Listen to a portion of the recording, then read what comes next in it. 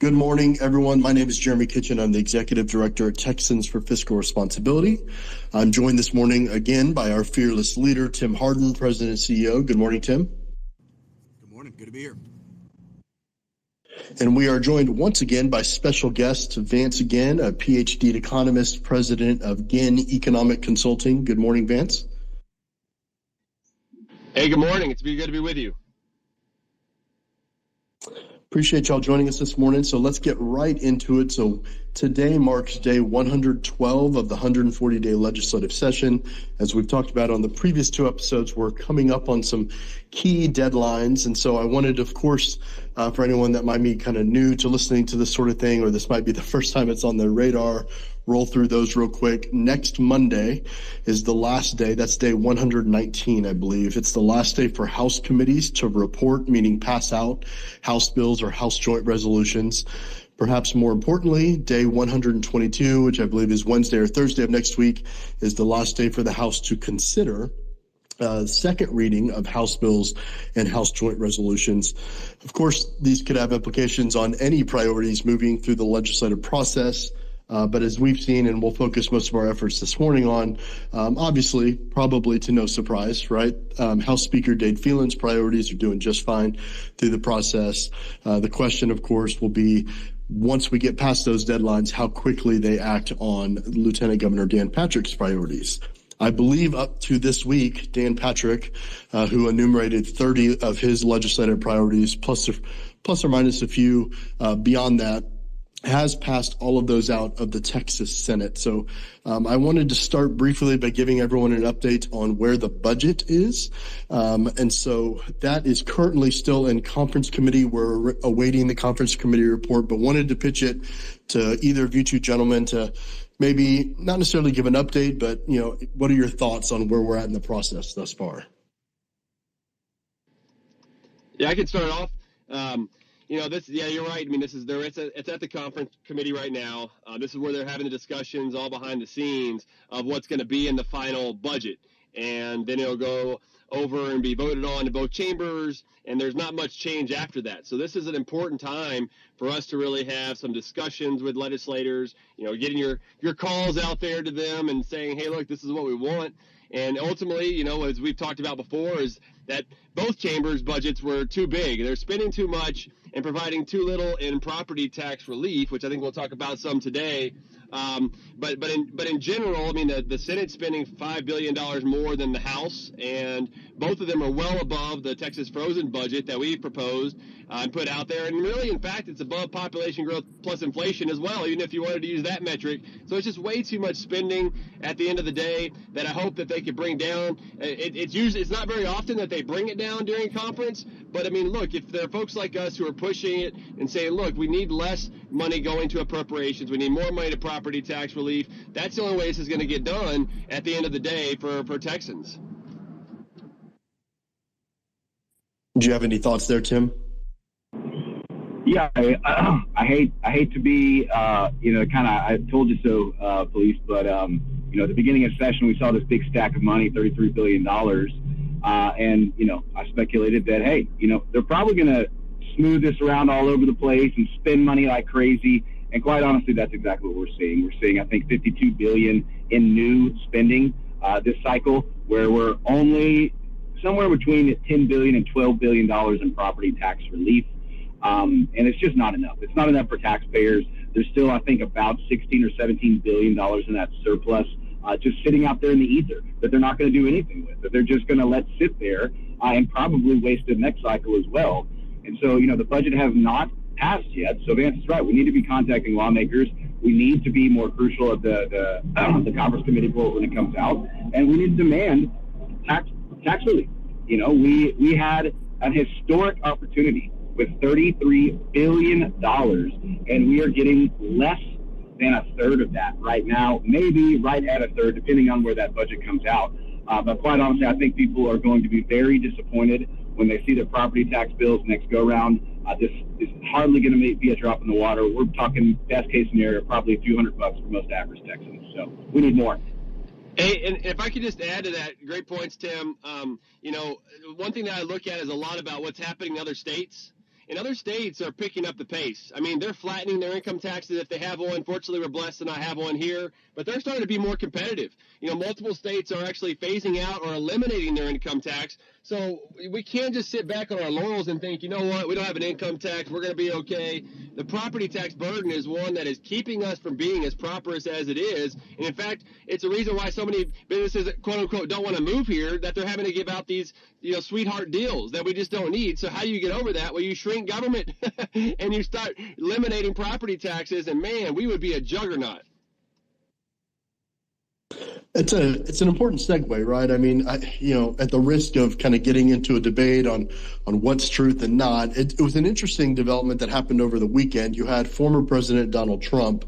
I'm not as familiar with Truth Social, so he posted to Truth Social. It was, tons of retruths, the equivalent of retweets and what have you, but posted to Truth Social and said verbatim, I'll read it off, I fully support Dan Patrick's and the Senate's $100,000 senior homestead exemption and $70,000 for those under 65. In quotes, California DADE's, end quote, plan is a disaster for Texas. House members vote for the homestead exemption, $27 billion bigger tax cut than the House plan. There's a lot to unpack there, but obviously on a 30,000-foot level, that's the former president weighing into what kind of seems to be a clash, if you will, between, of course, the House via House leadership, Speaker 𝗙𝗪𝗓 and Lieutenant Governor Dan Patrick on the Senate side, and their varying property tax relief plans, which, as Tim pointed out earlier, is just nowhere, either one is nowhere near, I think, what taxpayers not only deserve, but certainly want to come out of the near $33 billion budget surplus. Which one of y'all want to speak to that? I don't know where he gets the $27 billion number. Yeah, I'll jump in first. So, yeah, $20 billion. We've seen a lot of fuzzy math from both chambers, but that is the fuzziest of all the maths I've seen. In the budget allocated towards property tax relief, the House and Senate have slightly different numbers. The last we saw come out of the Senate was $9.8 billion in new relief. I think that House is closer to $12 billion. The reality is, in the whole, the whole politics of this thing, the Senate pretending we're in the House and vice versa. The reality is, when we break it down, we prefer compression because that is lasting relief. And the reality of the situation is the House has more than twice as much compression as the Senate. Now, we're not a fan of the appraisal cap reform, and I think Dan Patrick's right on that. That will not lower anyone's property taxes. That will slow the growth and ultimately, make things inequitable, and that probably cause more problems. But saying that the homestead exemption is an increase in the homestead exemption by just $30,000 is going to provide better property tax relief than $12 billion in compression is just dishonest. It's not true. The House's version right now with the extra compression is better. But both of these are a smokescreen, because the reality is, and what we've been saying for over a year, is property taxes are an infringement on private property rights. And we've been calling for the elimination of property taxes. And the Vance point, what would be the best economic incentive for not only businesses but people to move here to Texas? Well, that would be shrinking the size of government, lowering regulation, and lowering taxes or eliminating property taxes. Can you imagine if we were the only state that had no income tax and no property taxes? Yes, it is possible. We don't have a spending problem. We have a revenue problem. We demand the restoration of our private property rights. And right now, it seems as though we're just kind of content, or our legislative chambers are content with playing this minimum effective dose game. What's the least we can give taxpayers to placate them and get ourselves reelected? But we have to demand more. Ultimately, I think when taxpayers realize this actually is a rights issue, that when you pay your house off, you will pay rent to the government for the rest of your life, and so will your children, and so will your children's children. We're going to wake up and realize that there is just better ways to fund government, and we honestly have plenty of money, and we have seen a lot of that money be wasted on broken programs, whether that's the border security issue or just pouring money on the dumpster fire that is public education. We need to have a serious conversation about better ways to fund government and getting us on a path towards elimination of property taxes. Yeah, I just say amen. Great points, Tim. And, speaking of plenty of money, whenever you're looking at the total amount of revenue that's available and the amount of appropriations or even revenue last time, I mean, there's north of $60 billion that they really have available here. I mean, we talk about the $33 billion of surplus, but that's just for the current biennium, 2022-23. That's not including the additional revenue for 24-25. So, I mean, we're $60 billion, $70 billion. My good friend Bill Peacock has found, right? And so that has been working with us on this. And, I mean, there's a lot of money that's out there. And, by the way, there's another $27 billion they're expecting in the rainy day fund. I mean, we're talking about almost $100 billion that's just floating around there of our taxpayer dollars that they want to spend versus providing relief. That's excess taxpayer dollars that have been collected that need to go back to the taxpayer. Where do you want more job creation, more economic growth and vitality? You want it in the productive private sector. That's where pro-growth policy happens, not within government. And so when President Trump, who was actually my former boss when I was the chief economist for the Office of Management and Budget, he comes out with this $27 billion figure. I wish I would have been there as his chief economist still, because I'd be like, this number makes no sense, sir.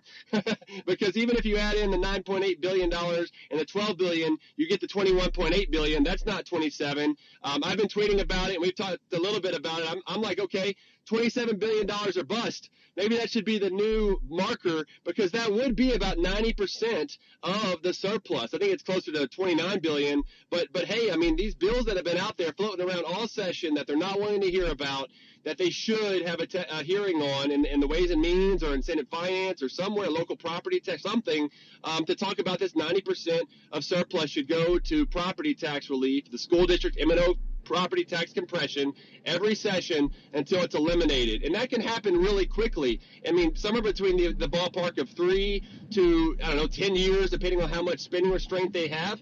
There's plenty of opportunities here, and they need to take advantage of it. So let's keep pushing them, because this is an important time. There's less than a month left to go. We've really got to put the pressure on them now. Those are all great points. I mean, you make the point, and it's absolutely true. When I first saw, right, I'm not on Truth Social, so when I saw the screen capture of the truth by the former President Trump, and I saw that number, $27 billion, my first thought was, man, I wish it was $27 billion that they were purportedly getting back to us in property tax relief. But as you just indicated, and of course the numbers don't seem to lie here, we're not getting that. In fact, the bills that would provide for that sort of thing, you made a great point, and I said the same thing on Twitter. The bills that would provide for that sort of thing are stuck in each chamber. They haven't even gotten public hearings, right? And so it's definitely ridiculous, but I agree with you that maybe the mantra should be $27 billion or bust moving forward. Yep. Let's move on. We talked about you mentioned, right, that there's a focus by lawmakers to spur economic development. Of course, as an organization, we maintain that the best economic development would be for government to get out of the way, right? So provide for an environment that's low regulation, low tax. They can do a ton of that this legislative session. But instead, at least on the House side right now, we've got this weird kind of focus on reviving corporate welfare in the form of House Bill 5. We've, of course, talked about this ad nauseum, but I wanted to update folks since last week when we talked about it on this Twitter space to this week. We've added 3 additional authors, so that brings the total support for House Bill 5, the corporate welfare revival legislation, up to 79 total authors, which is 3 more than they would technically need to pass it outright with a full Texas House of Representatives. But I wanted to break that down. I think by my last check, that's 52 Republicans and 27 Democrats, despite both of their platforms being opposed to corporate welfare. Did y'all want to add anything to that before we move on? Yeah, I'll say that this session has been really disturbing and disheartening as far as what we've decided to focus on, right? I remember years back when Abbott was opposed to occupational licensing, but we've seen numerous new occupational licensing pop up, more regulation. We're expanding Medicaid. We have multiple bills that are dealing huge corporate welfare payouts to corporations. HB 5 is one, but we also have one on the floor, I believe, today that takes money from the property tax fund and gives to, I believe, entertainment or music industry subsidy or corporate welfare. And so it seems like, yet again, we have this big pile of cash. And instead of giving it back to taxpayers, which, by the way, they all said they would, they are giving it to woke corporations and giving corporations welfare at the expense of taxpayers. It's a huge money grab by corporations, and our politicians are straight up just ignoring the plight of taxpayers and the fact that many people are actually being pushed out of their homes because of high property taxes. Yeah, no, that's right. And the other thing, too, is, whether it be Chapter 313 last session, right, that expired in December 2022, so they're trying to bring something back like it in HB 5. And maybe there's some good things. They did add some stuff back, I think, after our pushing them to do so on some transparency items and some other things. There's more that needs to be done there. But look, at the end of the day, look, school districts aren't going to receive less funding if they give out these handouts, this corporate welfare to businesses, because our tax dollars from across the state go through the school finance formulas and still pay them the same amount per student that they were going to get anyway. So it's just a redistribution from all of us across the state, basically to one particular school district that can make this bad decision. I mean, it's ridiculous. This is not the role of free market capitalism to go in and picking out winners and losers. If they acknowledge these 78, 79 people that have now said that our property tax system today is too burdensome for businesses, and so they need to give out these handouts so they can win votes along the way. Instead, they should be saying, how do I lower the property tax burden for everyone, including businesses? And that is, again, why the compression is the gold standard of school and middle property taxes, because homestead exemption increases only helps out homesteaders that have their primary residence. It doesn't help out businesses or renters. The appraisal caps, that could help out some businesses, but it only slows their growth that are already growth of property taxes that are already astronomically high. So the only way to do this, to have lower property tax bills to a path to elimination, is to compress the M&O school district property taxes. And look, you could raise the homestead exemption all the way to 100%, but that still only eliminates school M&O property taxes for homesteaders, does nothing for businesses and everywhere else. The key path to prosperity here in this case is to zeroing out the school M&O property tax rate, and that would eliminate nearly half the property tax burden in Texas, and that would help businesses in the process instead of picking winners and losers. So the House is set to convene at 1 p.m. today. The Senate convenes at 11 a.m. today. This is the first week, by the way. House Speaker 𝗓𝗓𝗓 did announce that the House will be convening on Saturday. So there'll be the House and Senate, I believe, will be convening all week, but the House is specifically coming in on Saturday this next week. Of course, we're coming up, as we talked about at the top of this Twitter space, on some key deadlines. And so I'll end this by saying, make sure, if you are not already, you're following us on all socials, to include not only here at Twitter, Texas_taxpayers, but on Facebook and Instagram at Texas Taxpayers. You can find all the updates for everything we talked about today and what's going to happen both this week and going through the end of the legislative session at TexasTaxpayers.com. And then lastly, I will plug making sure you are subscribed to our vote notices and the fiscal note. You can do that at TexasTaxpayers.com/subscribe. You can get, every time we send out vote notices for bills, both to the public and to to state lawmakers, you will get an email there. Make sure you're signed up for that at TexasTaxpayers.com/subscribe. Appreciate y'all joining us this morning. Thanks for joining us this morning, gentlemen. Y'all have a great week, and we'll see you next week.